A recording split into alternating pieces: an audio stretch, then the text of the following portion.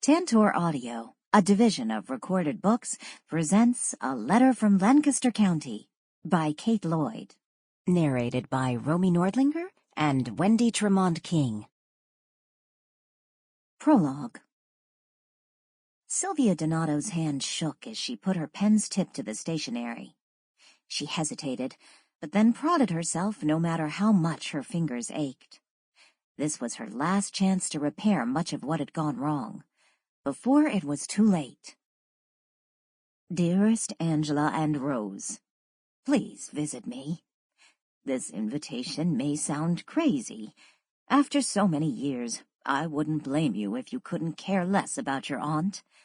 But I'm getting older, and how I regret not asking you sooner, as well as the tension between your mother and me that separated us for so long. How can I entice you to travel clear across the country? For one thing, I still live in your grandparents' house where your mother grew up. You might wish to take a memento home with you. Anything you like. Lancaster County is truly magnificent. To my way of thinking, autumn is its finest season. Please come. Fondly, Aunt Silvia. 1.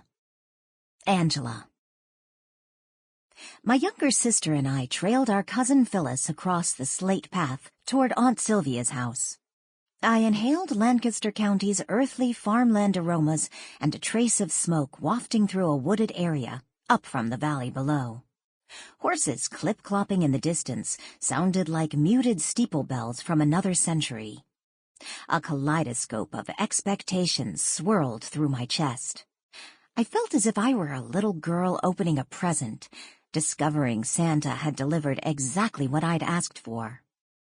But then I glanced over my shoulder and saw Rose lugging her duffel bag like the hunchback of Notre Dame, acting like a 5-year-old, when in fact she was 36. Was she limping?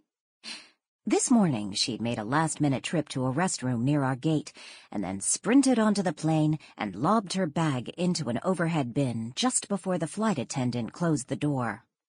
I had nearly hastened back down the jet bridge, convinced she wouldn't make it and I'd be on my own. A temporary lapse in judgment, she'd labeled it. Her excuse for all her wild stunts. Like finding her boyfriends in bars. They could be serial killers for all she knew. Not that I didn't have my own foibles, but asking her to come on this trip could have been a mistake. Several yards from the front door, Phyllis brought our lopsided trio to an abrupt halt to dig through her purse for a key, giving Rose time to catch up. She dropped her bag and lifted her chin to survey the 2-story red structure, once our grandparents' residence. Her dark bangs slanted across one eye. Was the house always this color? Yes. Elation rang in my voice because I was jazzed to be here. Finally. Remember Mom's photo?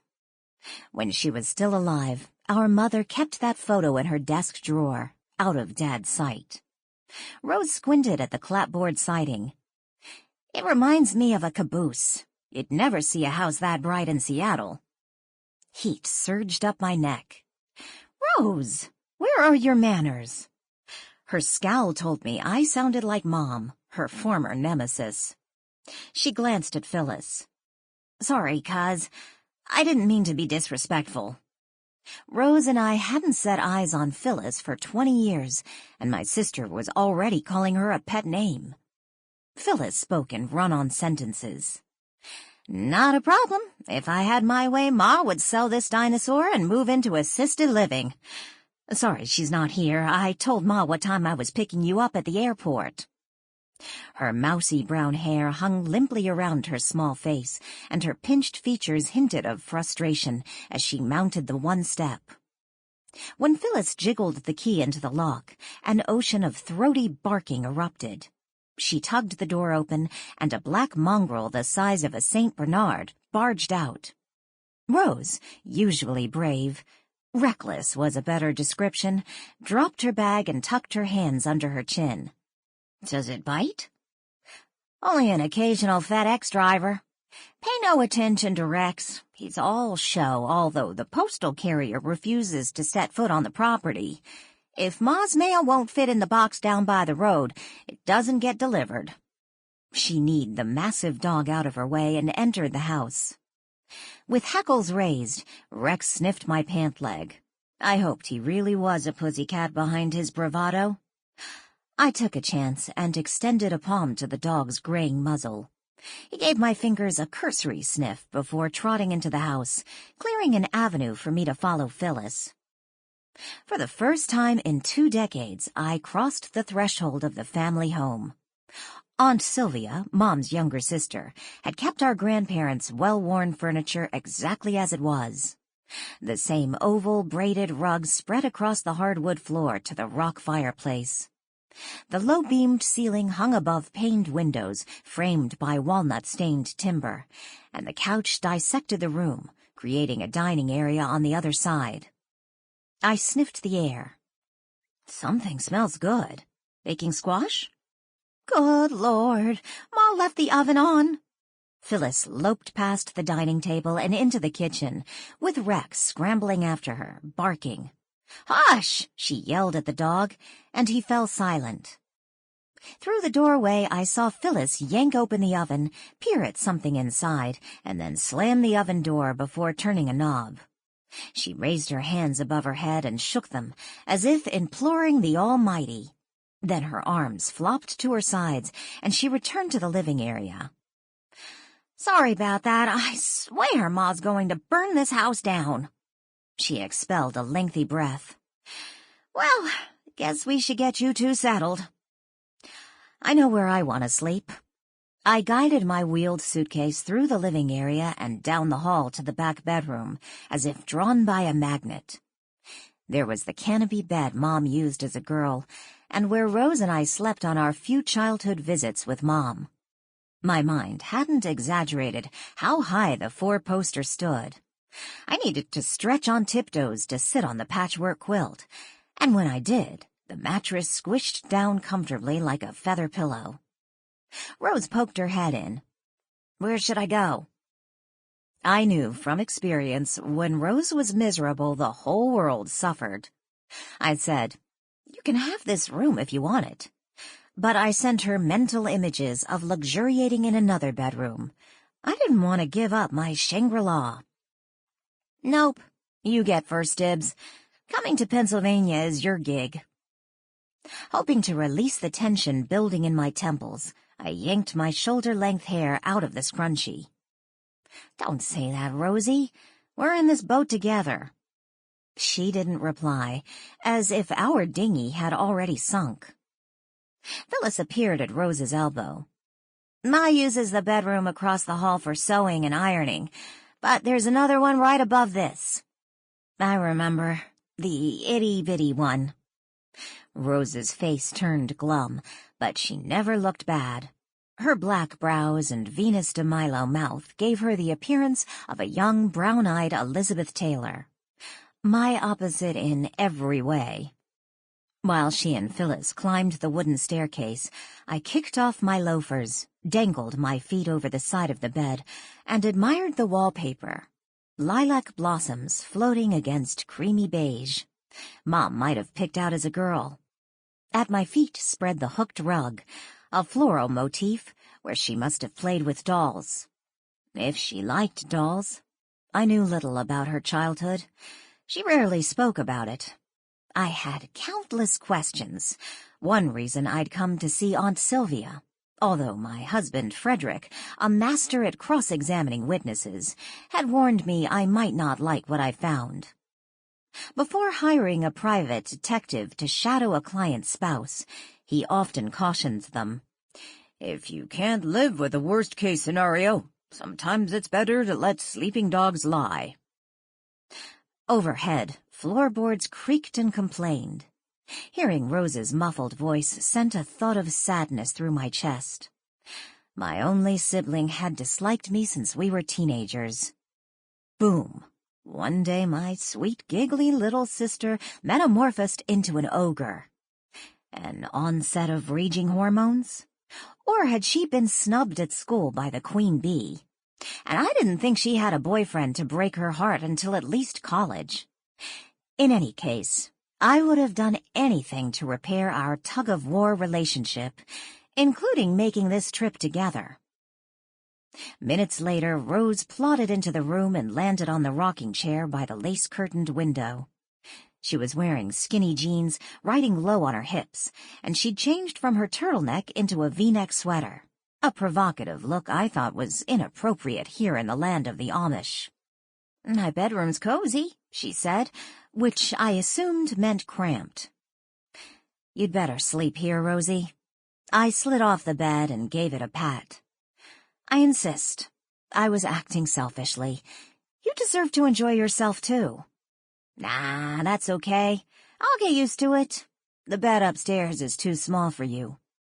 I clenched my teeth, flattened my lips. "I don't mean you're big, sis. Just 4 inches taller than I am." I let Rose's comment go. If I agreed or disagreed, she'd be all over me like a hornet. She rocked back and forth, the toes of her suede boots tapping the floor. "Really, the whole room is made for a shrimp like me." She was trying to gloss over her innuendo that I'd grown porky, but she was right. I'd gained over 20 pounds since giving birth years ago, 10 per child, and several more consoling myself with food after Frederick informed me he was getting a vasectomy, as if he were going to do nothing more life-shattering than remove an inconvenient mole. "Pay no attention to me," she said, breaking into my reflections. "I'm acting cranky." Phyllis leaned through the doorway. She was my age, 39. The skin at the corners of her eyes was accumulating the same pesky crow's feet as mine. "I've got to get back to work." She frowned at her wristwatch. "Where could Ma be?" "We can entertain ourselves," I said. "She's so nice to have us." Rose sprang to her feet with agility. "Yeah, nice." In her heeled boots, she stood almost my height. In her letter, Aunt Silvia seemed determined that we visit. I hoped our aunt hadn't been overly gracious when she'd written us. I couldn't really remember what she was like, but Dad said Aunt Silvia and Mom hadn't gotten along. Rose thought their dispute had to do with a man. Her answer to everything. "Yep, Ma's the best," Phyllis said without conviction. "But call me if anything unusual arises, okay? My number's by the phone." Rose and I followed her out the front door. Afternoon salmon-colored sunlight stippled the amber and russet-colored leaves in the wooded hillside above the home. I was relieved when Rex trotted around the side of the house, in case the mailman had pegged the dog right. "Sorry, gotta run," Phyllis said. "Let's get together before you leave." She bustled to her SUV as if she couldn't wait to make her exit. A moment later, her vehicle lurched over the gravel driveway, stopped at the road to allow a horse and buggy to pass, and then sped away. I was tempted to dash down to the road to grab a look at the buggy, but it was too late. As we were chauffeured here from the Philadelphia airport, I'd seen many horse and buggies, but Phyllis kept her SUV aimed straight ahead, skimming by them without interest. Meandering back to the house, I inhaled to my fullest. The late autumn breeze, a potpourri of moist soil, drying corn husks, and fallen leaves, was as fragrant as ripening grapes in a vineyard. An automobile approached from the other direction. Then an aged beige metallic Buick ground into the drive and stopped in front of the weathered 2-car garage that looked as though it hadn't been opened for years. My feet skipped across the path when I spied Aunt Silvia's face through the Buick's window. She didn't resemble our mother, who'd been fair-skinned and blonde like me. Sylvia's salt and pepper hair, once espresso brown like Rose's and long enough to wear in a bun, was lopped to about 3 inches. "Hello, dear ones." Sylvia got out. "I'm sorry, I meant to be home earlier." Standing several inches shorter than I did, she clasped me in a tight embrace. I felt more bones than flesh. As she hugged Rose, Sylvia's eyes moistened behind her tortoiseshell glasses. She patted under them with her fingertips. Finally, I'll get to know Juliana's daughters, all grown up. When I heard Mom's name, my breath froze in my throat. After a year, I thought my mourning period was over, but a familiar aching tightened my chest like Goliath hands gripping my ribs. Her death remained a mystery, a slow decline that had lasted a couple of decades. Each specialist gave a different perspective. Arthritis, MS, lupus, fibromyalgia, then heart failure. Sylvia reached into the car to retrieve a small paper bag and tucked it in her purse, out of sight. I had several errands. That's okay, I said. We're just happy to be here. At least, I was. Her mid-calf skirt swaying, Sylvia moved around the car and opened the trunk to reveal 2 full grocery bags. Rose, always a step ahead of me, scooped up the larger one, and I took the other. Halfway to the house, Sylvia slowed us to a stop to watch 5 swallows gliding in flamboyant arcs, then land on the sloped roof. Warmth from the lingering sun radiated off the shingles and transformed the house's siding to rusty orange. Fortunately, Rose made no snide comments. This old place sat empty for over a year after my mother, your Grandma Louisa, passed away, Sylvia said. I remember. I rearranged the bag in my arms. When no one wanted it, Mom toyed with the idea of using it as a vacation home. Rose sneered. Nah, Father would have nixed that idea in a split second. He never had much use for this house, Sylvia agreed. He calls it a claustrophobic rat's nest, Rose said, and Sylvia's beautifully creased face broke into a smile. I don't doubt it. He called my mother, your Grandma Louisa, loose wheel. Rose chuckled, and I couldn't help joining in. I'm glad you moved here, I said, that it didn't leave the family forever. It seemed natural when I became single again. Sylvia was a widow, but Mom told us Sylvia and her husband Frank had been separated when he died.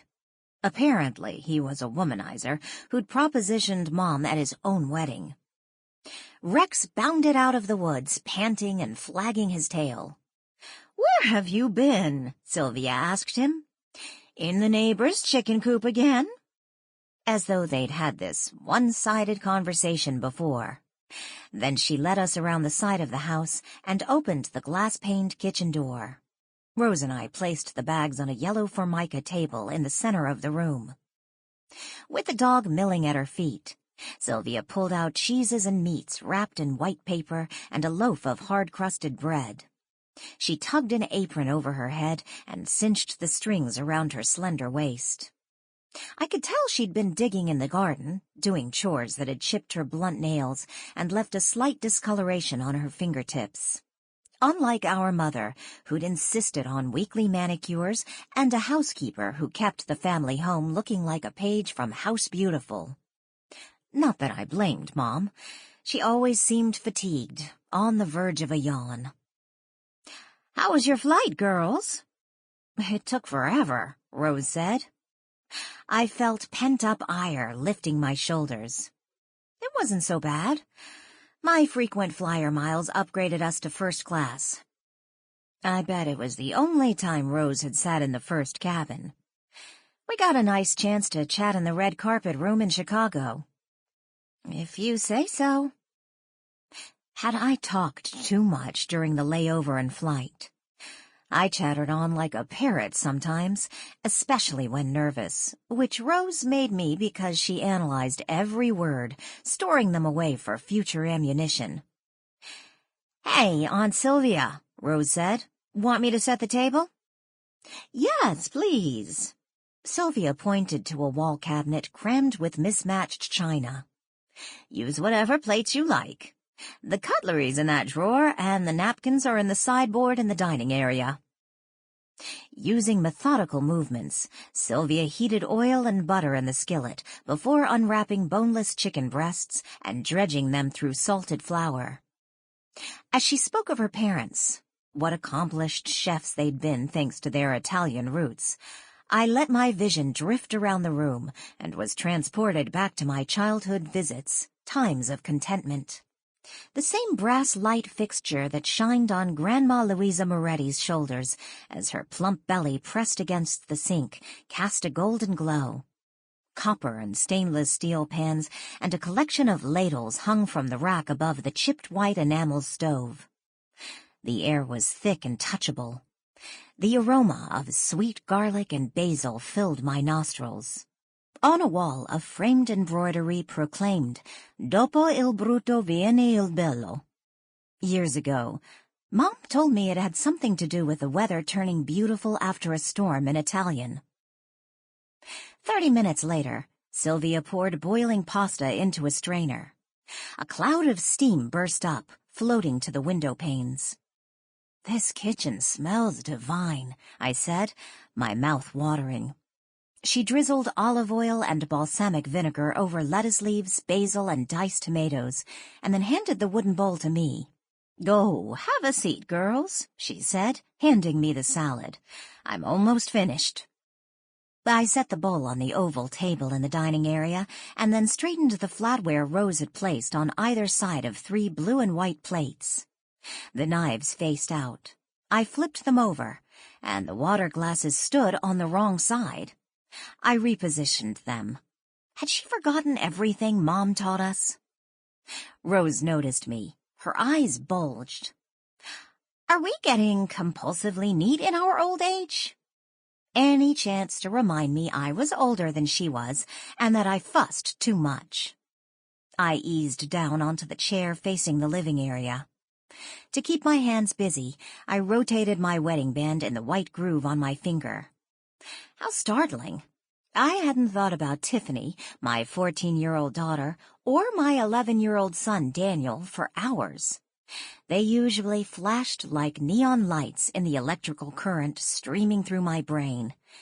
And Frederick? I must have been more tired than I realized. I could barely visualize what he looked like. "I guess I should call home," I said. "No, never mind. My cell phone battery's dead. I was so worried about leaving reminder notes for the kids this morning, I forgot my charger." I scanned the room for a telephone and spotted a black model out of the 50s on a side table by the fireplace. I could use Silvia's. "Don't bother." Rose parked herself on the chair across from me. "It's 3 hours earlier in Seattle. Stop worrying. They're fine." What did she know about raising a family? She was childless and doted over her Cairn Terrier as though it were a baby. She was paying a dog sitter $40 a day to come to her house to feed and coddle it. I checked the carriage clock resting on the mantel. 6 p.m., 3 in Seattle. I guess you're right, Rosie. The kids are getting out of school and going to their friends' houses. I wonder what Frederick's up to. While the cat's away? Rose raised her sculpted brows as if she knew the inside scoop on Frederick's supposed clandestine activities. "Don't make insinuations without proper evidence," I said, quoting my husband. "He's on the phone or with clients, sitting at Daddy's old desk." But his office, once our father's, with its new plush carpet, cushy leather couch, and gas fireplace, would be a cozy nest for a rendezvous.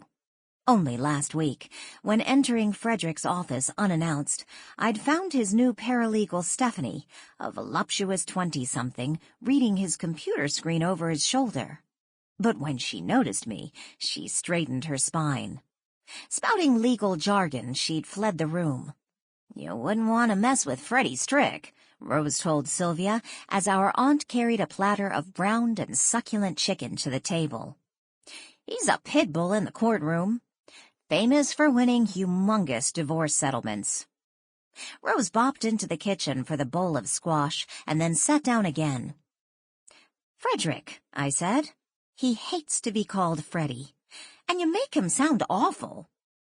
Not that he didn't enjoy pinning his opponent's shoulder to the mat. A favorable verdict seemed to satisfy him more than helicopter skiing in the Rockies, scuba diving the Great Barrier Reef, or even making love. I doubt he'd mind being called aggressive. Rose reached for the water pitcher and filled her glass. The truth is, I'd hire him myself if I had someone to sue. She gulped a mouthful and found a chunk of ice to crunch into. That's one advantage of staying single. You're trying to convince us you're unmarried by choice? I'd rather be single than stuck in a dead-end marriage.